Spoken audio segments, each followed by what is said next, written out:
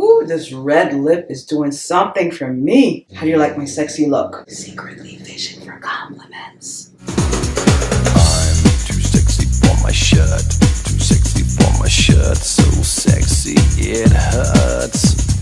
And I'm too sexy for Milan. Too sexy for Milan, New York and Japan.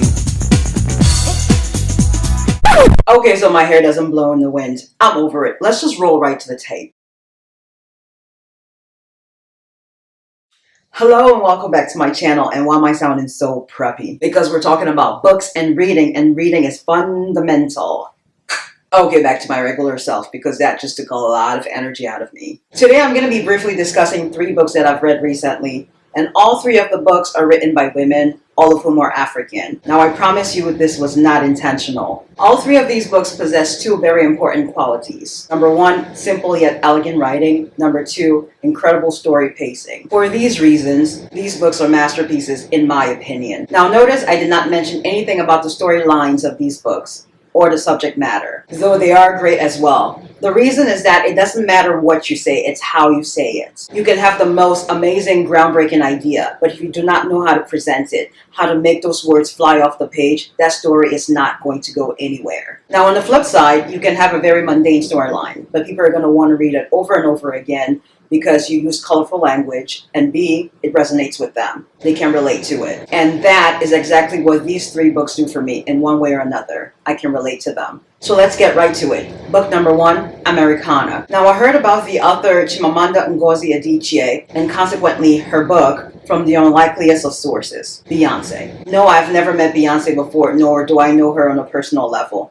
I would like to though. But in the middle of listening to her song entitled Flawless, also known as I Woke Up Like This, there was a lady talking about feminism. And when I first heard it, I thought to myself, she sounds African, specifically from Nigeria. So I went ahead and Googled her, and that led me to her TEDx talk on YouTube about feminism, entitled We Should All Be Feminist, snippets of which was included in the Beyonce song, which then led me to her book, Americanah. Now, I've watched several interviews with Chimamanda being interviewed about what the book is about, and she always says the same thing. The book is about love, hair, and race. And yes, it is in a nutshell, but it's also much deeper. I will try to be brief because I can go on for hours talking about this book. Let's start with the setting. Now, the book is set in 3 different places: Nigeria, England, and the US. Until recently with Black Panther, stories about Africa were always tales of woe, about hunger, war, poverty. Now, I'm not saying these aren't entirely true, but they don't paint the whole picture. What Chimamanda does exceptionally well in this book is she articulates how I felt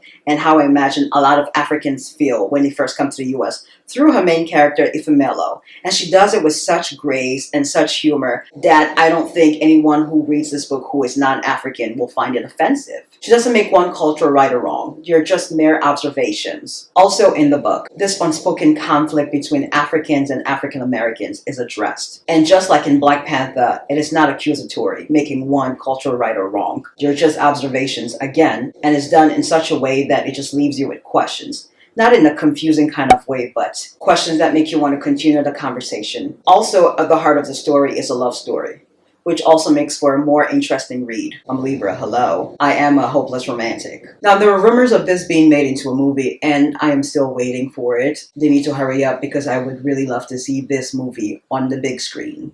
Moving on to the next book. Book number 2, The Girl on the Train. What really had me interested in the book was the trailer for the movie. And unlike Harry Potter, I decided I was going to read the book before I watched the movie, and I'm glad I did. Books are always better than the movie.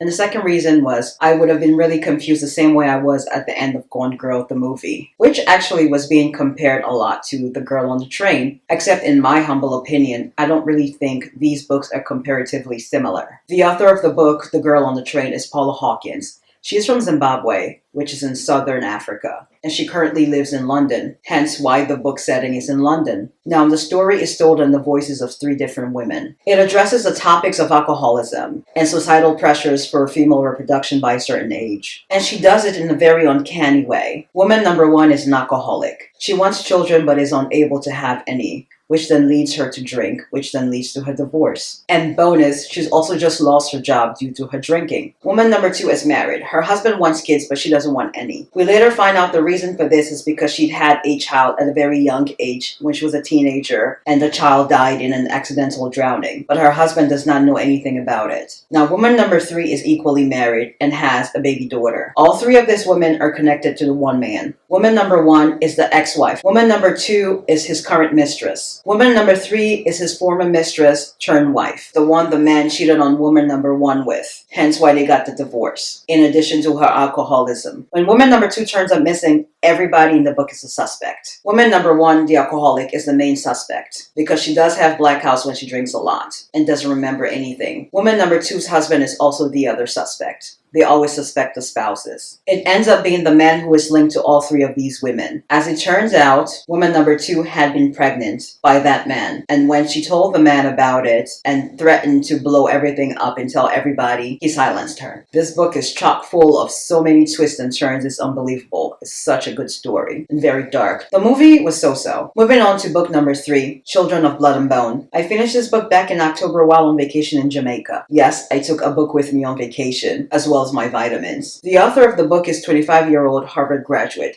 Tomi Adeyemi. She was born here in the US to Nigerian parents. Her Nigerian heritage heavily influences the book. And there's a sequel to the book, Children of Virtue and Vengeance, due to come out in March of 2019, which is about a year from when she released the other book. I've already gone ahead and pre-ordered that book on Amazon. Can't wait for it to come out. Now, this book I heard about through my mom. She had texted me one morning telling me about this author being on GMA and that I should check her out. And so I did, check out the interview and several others, and quickly became obsessed with getting my hands on that book. This is actually what excites me now, getting my hands on a good book. I remember when I was in high school, it was going shopping. Now, in interviews, Tomi describes her book as a cross between Black Panther, Harry Potter, and The Hunger Games. Sounds epic, doesn't it? And it is an epic story. The story is set in a fictional West African nation or kingdom called Orisha, with the king, much like Black Panther, which is set in Wakanda. There is also magic in the book, much like in Harry Potter. But unlike Harry Potter, there are no wands or spells. Instead, there are incantations calling upon the gods in Yoruba, which is a language spoken in Nigeria. There is a chapter in the book where people are made to fight to the death, and the last man standing wins the prize of gold, much like in the Hunger Games. The story is an allegory for what is currently going on with racism and black unarmed men being shot dead by white cops and getting away with it. It took me 5 whole months to finish reading that book, but that's only because I was reading 2 or 3 pages a day. Currently, I'm reading Becoming Michelle Obama, yet another book written by a woman. The plan is to finish reading the book at the end of this year, basically the end of the month. That way I can move into the new year reading a new book. That is actually one of my challenges for the new year, read a book a month, which is basically 12 books for the whole year. For the avid reader, it's nothing, but to me, it's a pretty big deal. It's a huge accomplishment. Now, I'm going to be making a whole other video in regards to this and 4 other challenges that I'm going to hold myself accountable for the new year. So stay tuned for that one. If you like this video, go ahead and click like, click share, and subscribe. And as always, thanks for watching, and I'll see you next Tuesday. Rachel, is Anna, long pause. I need to talk to you about the phone calls. Another long pause. She's talking to me and doing something else. Multitasking. The way busy wives and mothers do. Tidying up. Loading the washing machine. Look, I know you're having a tough time, she says, as though she has nothing to do with my pain. But you can't call us at night all the time. Her tone is clipped. Irritable. But you wake Evie too. And that's just not acceptable. We, us. Our little family. With our problems. She's a cuckoo. Laying her egg in my nest. She has taken everything and now she calls me to tell me that my distress is inconvenient for her. I need to slow down. If I don't slow down, something bad is going to happen. I'm going to do something I will regret. I'm going to call her back.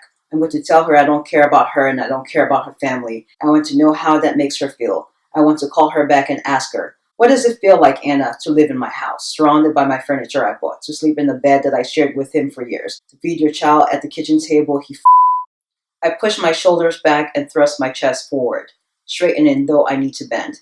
Bow or leave the ring. You're wasting everyone's time. With no other choice, I clench my jaw and bow, making Yemi's insufferable smirk blossom. Was that so hard? Yemi bows again for good measure. If you're going to lose, do it with pride. Muffled giggles break out among the girls. I shoot them a glare before focusing on my opponent. We'll see who's giggling when I win. Very soon you will start to adopt an American accent because you don't want customer service people on the phone to keep asking you, what? You will start to admire Africans who have perfect American accents, Like our brother here, Kofi. Kofi's parents came from Ghana when he was 2 years old. But do not be fooled by the way he sounds. If you go to their house, they eat kenke every day.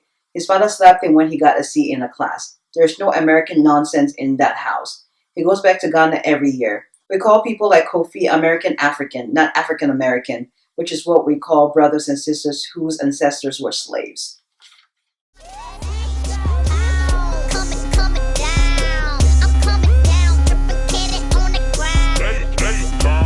Ugh. Today I'm gonna be briefly, wow.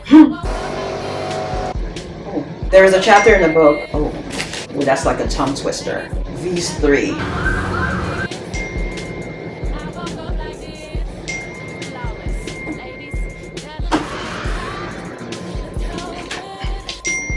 Hello?